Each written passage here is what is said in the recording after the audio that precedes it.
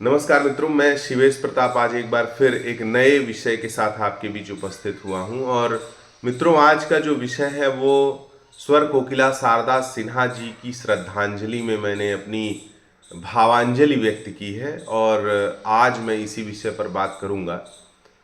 तो मित्रों, जैसा कि आप बहुत सारे लोगों से सोशल मीडिया पर या अन्य जगहों पर सुन रहे होंगे कि छठ की पूजा के लिए जो गीत गाए गए उससे एक बहुत बड़ी पहचान शारदा सिन्हा जी को मिली।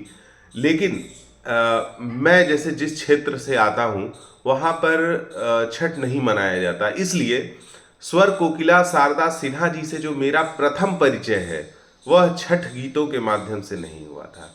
लेकिन राम भक्ति की जो मेरी अपनी यात्रा है उसमें मेरे सबसे प्रिय भजनों में एक भजन शामिल है, वो है आज मोहे रघुबर की सुधि आई।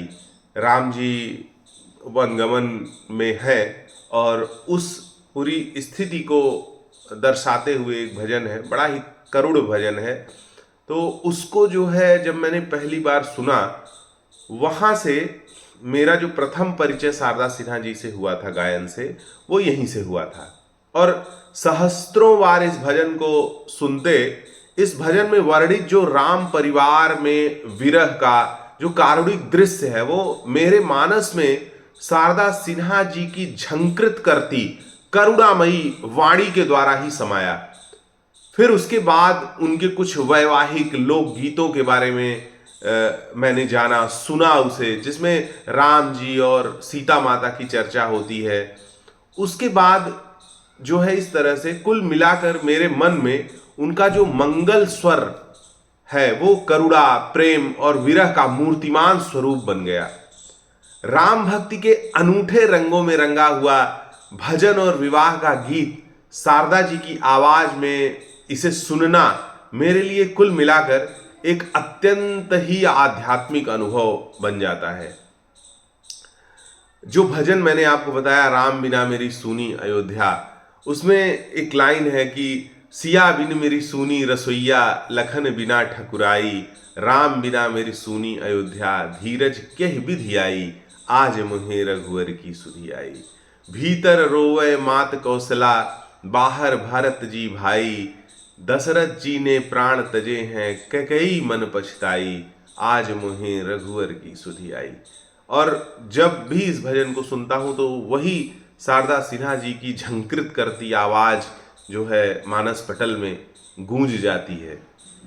शारदा सिन्हा जी की जो मधुर आवाज है, उनकी सादगी, बड़ी गोल बिंदी, मांग में घोट कर लगाया गया लाल सिंदूर और साड़ी बैठकर गाती हुई हारमोनियम और माइक के समक्ष शारदा सिन्हा जी का भारतीय संस्कृति से एक बड़ा गहरा लगाव था। उन्हें सिर्फ एक गायिका नहीं बल्कि एक सांस्कृतिक धरोहर की साक्षात शारदा के रूप में जो है देखा जाना अधिक बेहतर होगा। देखिए, उनकी गायकी ने मुझे हिंदी साहित्य की महादेवी की कविता सी कोमलता, सादगी और गहराई नजर आती है। तो उनकी जो गायकी है उसे जब मैं कोरिलेट कर पाता हूं तो महादेवी की कविताओं से कोरिलेट करता हूं। जिस तरह से महादेवी जी का लेखन उनकी आत्मा की गूंज है, उसी तरह शारदा सिन्हा जी की आवाज में भारतीय लोक संस्कृति की आत्मा बोलती है। उनकी आवाज सुनते ही एक शुद्ध सात्विक भाव जागृत हो जाता है। उनकी गायकी में ऐसी सादगी और मधुरता है जो हृदय को भीतर तक छू जाता है, अंतस को टच कर जाता है। मित्रों, शारदा सिन्हा जी का जो जीवन है वो उनकी गायकी की तरह ही सादगी से भरा रहा। ये एक बहुत ही प्रभावित करने की बात है। उनका जो संपूर्ण व्यक्तित्व है, मात्र उनकी स्वर साधना ही नहीं, अगर आप उनके पूरे संपूर्ण व्यक्तित्व को, छवि को देखें तो उनकी पहचान उनकी संस्कृति से भी थी, जो बिंदी, सिंदूर, साड़ी और एक परंपरागत भारतीय नारी का प्रतिरूप थी। पद्म भूषण से सम्मानित होने के बावजूद वे सदैव एक साधारण जीवन जीती रहीं। उनके अपने जीवन में लोक गीतों को नई ऊंचाइयों पर पहुंचाया, लेकिन कभी अपने संस्कारों को पीछे नहीं छोड़ा, गायन का व्यवसायीकरण नहीं किया। उनका योगदान मैं मानता हूं कि केवल संगीत तक सीमित नहीं था, बल्कि वे अपने गीतों के माध्यम से बिहार और उत्तर भारत की संस्कृति, भाषा, परंपराओं को जीवित रखने का कार्य कर रही थी।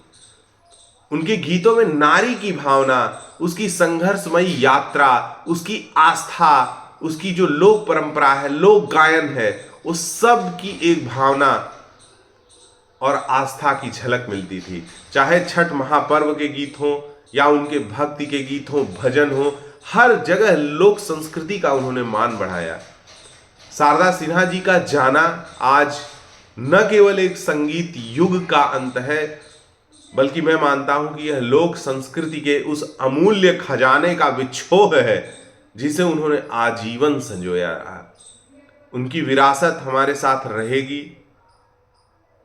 मुझे आज भी उनकी आवाज में, जब भी मैं ये भजन सुनूंगा, आज मुझे रघुवर की सुधि आई, तो उनकी आवाज परंपरा बनकर मेरे साथ, मेरे मन में गूंजती रहेगी। और उनकी यह जो सरलता है, संजीदगी है, प्रेम पूर्वक जो गायकी है, हमें सदा उसकी अनुपस्थिति महसूस होगी। और शारदा सिन्हा जी को मेरी तरफ से सच्ची श्रद्धांजलि है। उन्होंने जो धरोहर हमें दी, वह हमारी सांस्कृतिक चेतना को हमेशा प्रज्वलित करती रहेगी। और ये बात कहते हुए, ये विचारोद्गार करते हुए, मैं अभी इसके पहले ये भजन सुन भी रहा था, आज मुझे रघुवर की सुधि आई, और मेरी इच्छा है कि आप सभी लोग सुने। और मित्रों, मेरे इस YouTube चैनल, जिस पर मैं अभी हाल ही में सक्रिय हुआ हूँ, आप सभी से निवेदन है कि इसे लाइक करें, शेयर करें, सब्सक्राइब करें। और मैं इस पर बहुत सारे रचनात्मक और बहुत सारी नीतियों से संबंधित वीडियोस बनाता हूँ, जो आपको मिलती रहेगी। इसी के साथ सादर नमस्कार, धन्यवाद।